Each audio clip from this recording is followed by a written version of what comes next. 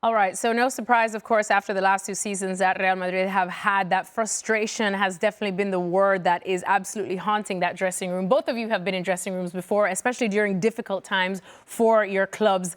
How normal is this? A scuffle, a fight, a disagreement. But to this extent? They're pretty normal throughout a season. You can see something like this. What is not normal is what's going on right now at Real Madrid. That has overtaken Manchester United as the most toxic club in the world. That it's one after the other. And this is your captain, your team captain, who this season refused to play right back for Xabi Alonso. This season was on the bench and warming up versus Olympiacos in the Champions League and refused to come into the game per reports. And this season has been getting into it per reports with other teammates. And now, yesterday, had a disagreement with Tchouaméni, and it could have been left there.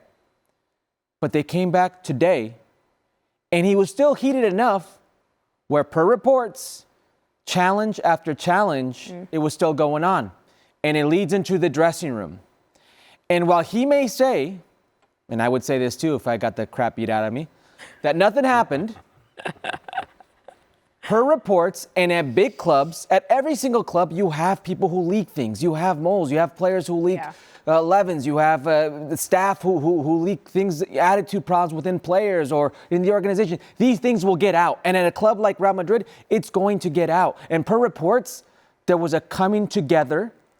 And whether it was a punch or a push, it made you get knocked down and knocked out. And now you are out of a game that's your only saving grace this season, because you're out of La Liga, you're not going to win it. You're out of the Copa del Rey, by a second division team, by the way, and you're out of the Champions League.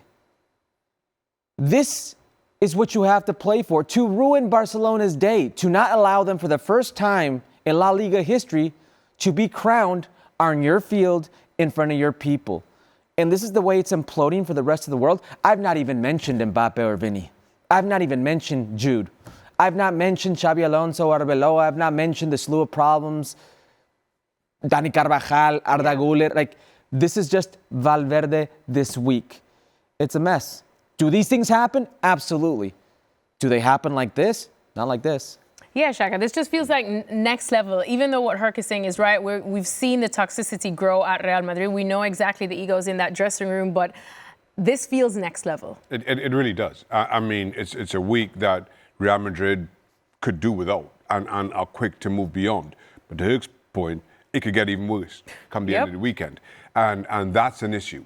Now, I think that there's a lot here. And to Alex's point, Arbeloa is brought in to try to get some discipline within this dressing room, contain some of those egos as best he can in a way that Xabi Alonso couldn't. But nothing could be further from the truth right now. In this 1 week, right now, Kylian Mbappe going off on holiday is the least of anybody's concerns. Did him a favor. Exactly. Easy. Happiest man out of everybody here. You've had another fight earlier in the week. You then have yesterday these two coming together in the way that they did. Steve Nicol made the point on FC. If two players are fighting and training on Wednesday, why do you put them on opposing sides on Thursday? That is just asking for trouble right there. No. And then to follow on from that, you have these statements. Now, Freddy Valverde's statement, had that been the only statement, we say fine. Things got a little bit heated and somebody slipped. But it almost counts as what Real Madrid's position is. Right. And so now you're looking at, all three statements together, and it just makes everything look so much worse than it is. To the point now where, God forbid, if Barcelona are 4-0 up after 60 minutes, Real Madrid players might just start fighting each other right there at the Camp Nou. It can't get any worse than this. And that's the frustrating, I think, part. If you're a Real Madrid fan, is that they're showing more fight against each other than they have on the field. It's ridiculous. And I think as fans, that's all they want to see. I mean, it's okay if tactically Xabi Alonso wasn't the right fit. I could respect that. I could understand that. That's just a bad move. For the roster build of this team doesn't allow for that type of football. I could, you know what? Fine. I'll swallow. That's fine. I accept it. But they didn't even want to try. They didn't even want to give the effort to give it a chance. And it was ego after ego. It was Vinny Jr. who had a ridiculous performance in that game. Upset. You should be upset. But you can't be visibly upset where it's a slap to the face to the manager and to your teammates because you came off. And then you give a half-assed apology to your teammates and not to the manager that you disrespected. And then it's inside this team, the little grillos, the seeds of hate that are planted, that it's Mbappe versus Vinny, that Jude Bellingham is a problem, you know, that Valverde doesn't get along here, that Tchouaméni now here, that Rudiger and Carreras here. It's just one after the other.